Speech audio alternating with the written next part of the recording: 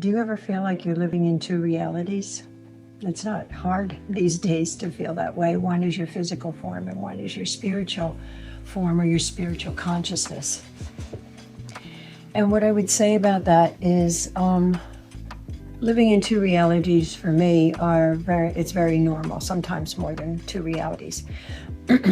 And what that teaches us, what that shows us is that we can lean into the spiritual part. We don't have to be so present here to deal with the fear and the chaos and whatever. We can lean into our spiritual part of ourselves and ground ourselves in that.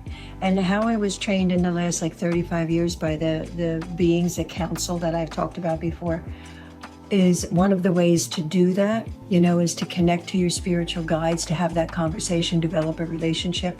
Living in two different realities is very common for them.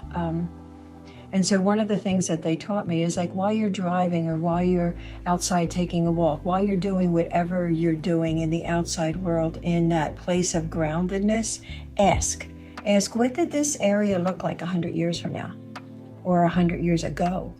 What will it look like? What did it look like? And let your imagination, let your co-creativity, let that vision come through or that possibility of what it was, and don't judge it. Just be with it.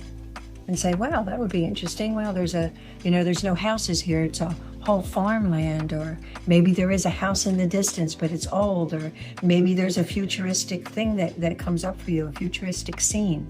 So leaning into the possibility of being in two different worlds at once can help us to understand what is really happening in our life right now, which is about the balance of living in these two worlds.